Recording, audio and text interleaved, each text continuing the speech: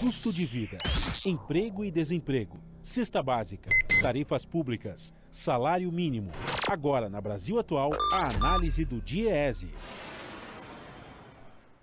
Novas previsões do mercado para 2022 indicam alta na inflação pela 8ª semana consecutiva. O Boletim Focus do Banco Central já estima uma inflação de até 6,64% para esse ano. E economistas do mercado também apontam para a casa dos 6%, situação que deve se agravar com o conflito entre Rússia e Ucrânia e a desastrosa política econômica do governo de Jair Bolsonaro. Para analisar essa situação, nós vamos conversar agora com o supervisor do escritório do DIEESE em São Paulo, Vitor Pagani. Bom dia, Vitor, tudo bem? Bom dia, Rodrigo, tudo bom? Vitor, os dados do Boletim Focus já apontam para a continuidade do aumento da inflação no Brasil em 2022, situação que se arrasta há 8 semanas. As estimativas já superam o teto de meta da inflação do governo Bolsonaro. E o crescimento do PIB passou de irrisório 0,30% para 0,42%. Como você avalia esse cenário? Rodrigo, o que mais preocupa não é nem tanto essa revisão na projeção de 0,05 pontos percentuais para cima, né? Então a gente olha ali a projeção, a mediana do Boletim Focus, né? Está apontando uma inflação, o IPCA, né, ao fim de 2022, em 5,65, né? Então, passou de 5,6 para 5,65.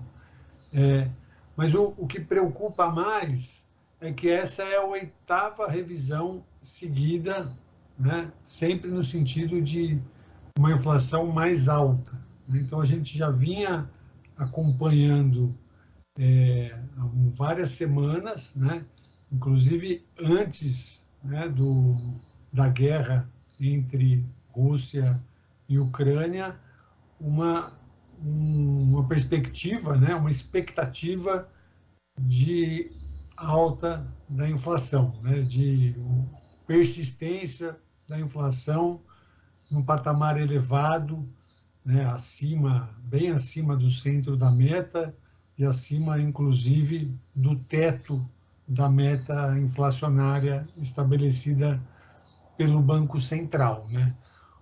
Com a guerra, essas expectativas tendem a se deteriorar ainda mais, né? Então, nós temos chamado a atenção, né, que a possibilidade, a gente já está verificando, né, uma alta no preço do petróleo, né, e das commodities agrícolas, né? Então, o petróleo impacta nos combustíveis, né? Então, impacta em todo o setor de logística, de transportes, né? E as commodities agrícolas impactam no preço da alimentação, né? Principalmente, a gente vê ali o trigo, que é bastante produzido ali na região, né, desse conflito, né? O milho. Então, são produtos que estão presentes, né, na mesa dos brasileiros, né? Então, o trigo vai aumentar o preço do pão, né, do macarrão, das massas em geral, dos biscoitos, né? E o milho também é usado como ração, né, para as aves, então o frango e os ovos também tendem a ficar mais caros, né? E o Boletim Focus aponta também, né, junto com esse aumento da expectativa inflacionária, uma estimativa de alta da taxa básica de juros, da taxa Selic, né? Então, já há previsões de que ela termine o ano de 2022 próxima de 13%, né?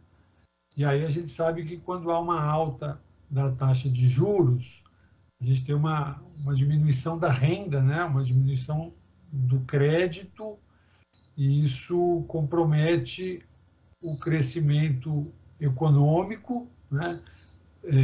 Aumenta a desigualdade social, né? Então, desacelera a atividade econômica, prejudica o mercado de trabalho, as taxas de desemprego. Então, é um cenário muito complicado, muito ruim, né, para esse ano de 2022. Pois é, Vitor, e curiosamente, quase no mesmo período aí das 8 semanas de revisão para cima da inflação, a Petrobras não vem reajustando o preço dos combustíveis, o que mostra aí uma interferência do governo Bolsonaro na gestão da estatal, já que a política oficial é a da paridade do preço internacional, que reajusta os valores com base na cotação mundial. O que essa ação do governo Bolsonaro demonstra e que consequências segurar o preço desse modo, sem mudar a política, pode nos trazer? O governo vem adiando, né, o repasse dessa alta do petróleo, né? A gente vê que tem uma pressão para que o repasse dos preços não seja feito na mesma proporção, né, da alta do preço do barril do petróleo. É algo que a gente sempre defendeu, a mudança dessa política de preços da Petrobras, né, essa política de paridade de preços internacionais, né, que vem fazendo com que nós, no Brasil, tenhamos que pagar a gasolina praticamente em dólar, né, em preço internacional. Porém, nesse momento, a gente não pode ser ingênuo e ignorar que os interesses, né, do governo Bolsonaro, que estão por trás dessa pressão para não repasse dos preços, são interesses eleitoreiros, né? Porque a gente não vê uma preocupação em mudança consistente da política, né? A gente vê o contrário. Então, a Petrobras, nesses últimos anos, se desfazendo, né, de ativos importantes, né? Então, fechando ou vendendo refinarias, né? Aumentando a dependência econômica externa do Brasil, né? E também, para mencionar um outro produto que está aumentando de preço devido à guerra, né? A Petrobras fechou suas fábricas de fertilizantes, né? Então, que é um insumo muito importante para todo o agronegócio brasileiro, e isso deve contribuir ainda mais para a alta do preço dos alimentos, né? Então, em relação a essa pressão, a gente precisa do governo, né, em cima da Petrobras, para não repasse de preços, a gente precisa analisar até que ponto que ela vai ser mantida, né, quais são as alternativas que vão ser desenhadas aí, mas fica claro que tem um interesse eleitoreiro por trás dessa ação aí do governo.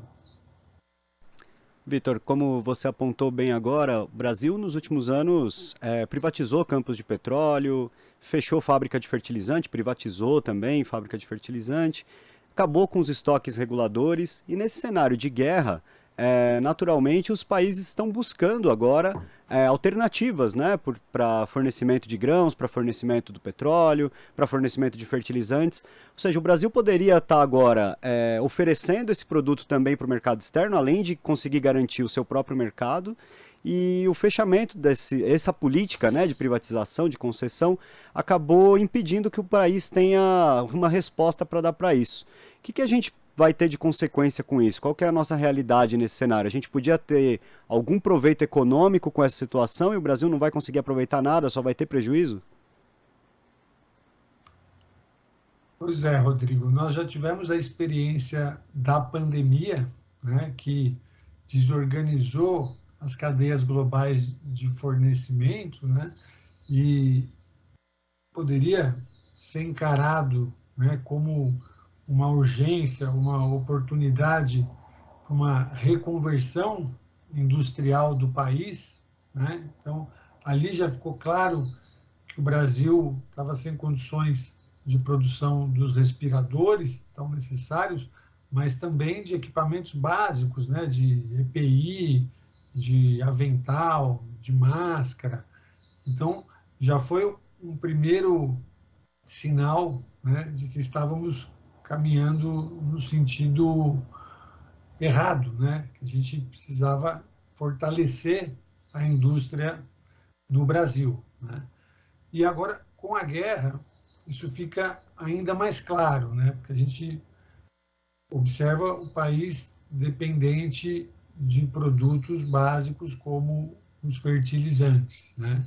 E num processo de reprimarização da economia, né? Então, o Brasil, que já teve uma indústria sofisticada, né, com uma participação importante no PIB, hoje vê essa indústria definhando, né, e o país se especializando apenas na produção de commodities para exportação, né, o que é bastante insuficiente para desenvolver o país, né, para conseguir gerar empregos de qualidade, elevar a renda média e a qualidade de vida dos brasileiros.